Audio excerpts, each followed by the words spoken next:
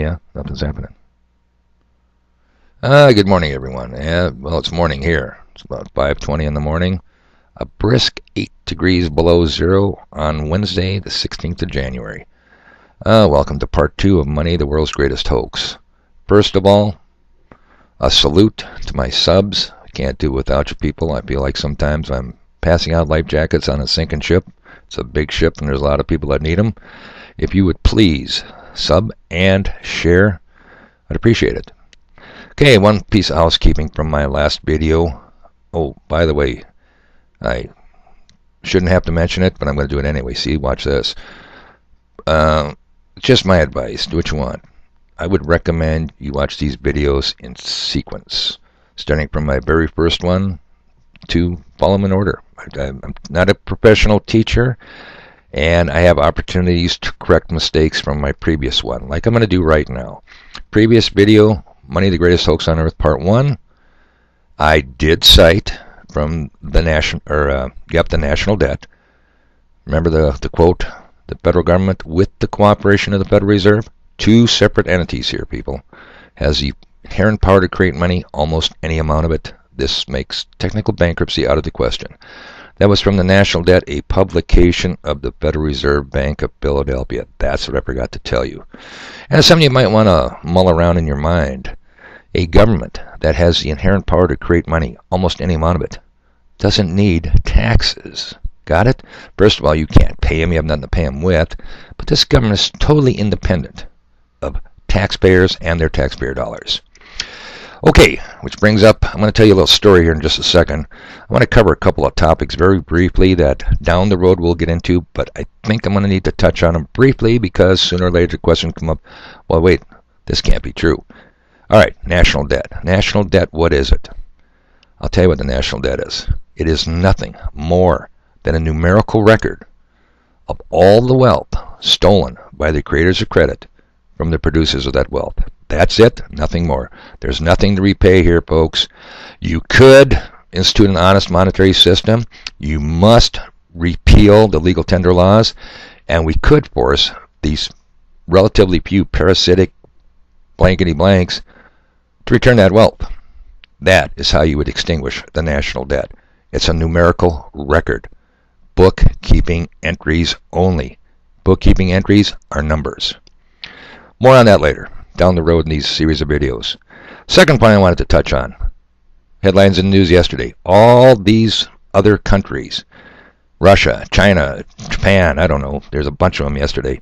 They want to get away from the US dollar as the world's reserve currency. Are you kidding me? Really? Okay. Currency, people, is whatever current as the money. We have the same monetary system Russia has, China has, Japan has. It's universal, it's worldwide, and it's a system of credit, which is debt monetized, which is money. The dollar is not a reserve unit of anything any more than the inch or the mile or the pound or the gallon.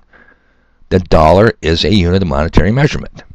Now, this is not a Mandela effect, people, but prior to 1968, you remember the dollar sign? The S, how many lines did it have in it? In my day, it had 2. And I said this is not a Mandela effect. Today, look at it. It has 1. That's not an effect. That was done by purpose. We'll get into that, what Congress did in 1967 and 1968 down the road. So I wanted to touch on them 2 subjects. Okay, story time. Let's see if this helps you tie things together.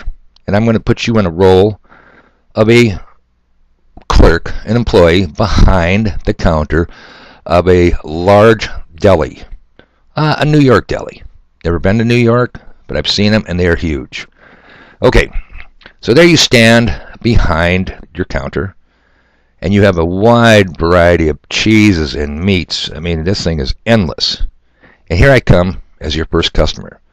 Now, the purpose of the story is to show you no matter what we do to conduct business, we need a minimum of 3, it's called indicia, 3 little pieces of knowledge before we can transact business.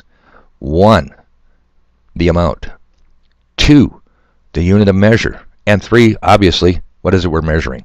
Okay, keep that in mind. I'm coming into your store. You stand behind the counter, I walk up to you and say, Say, do you suppose I could get 5 pounds and could you slice it? I'll take your number 2 cut on your chart up there. Now you're going to stand there and say, sir, 5 pounds of what? See, I only gave you 2 of the 3. I gave you the amount, 5. I gave you the measurement, pound, but I didn't tell you what I want you to cut. Oh, I say, I'm sorry. Corned beef. There you got it. The 3 indicia, the 3 things we must have to conduct any business in the real world. Unit of measure, 5. I'm sorry, the amount, 5. Unit of measure, the pound. What are we measuring? Corned beef. Okay, come back the next day, and I'm going to switch this around again. But I'm still going to give you 2. Follow this. I walk up to you behind the counter. I walk up to your counter that you're standing behind. I do this ad lib, okay? No script here. And I say to you, can I please have pounds of hamburger? And I'm kind of in a hurry. Now you have no choice but to look at me and say, sir, how many pounds of hamburger?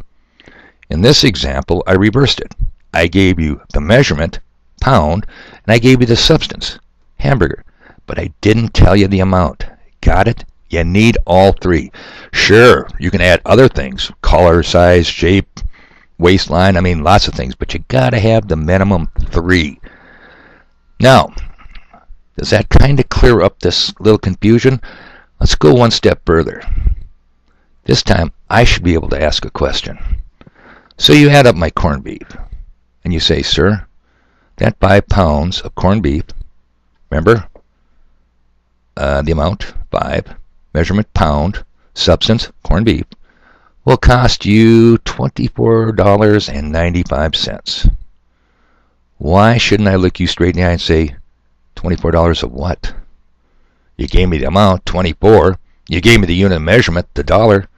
What are we measuring? Now don't let that confuse you, because prior to 1968, when Congress took the last known commodity, silver in coin form, robbed us, after they robbed our grandparents in 1930s, early 30s, of our gold, of their gold. I wasn't around. I look like I was around, but I wasn't around. Why can't I ask you $24.95, $24 of what? You're not going to be able to answer. There is no answer to that. There is nothing. There is no substance. It's credit. Remember, credit is from the Greek word credere.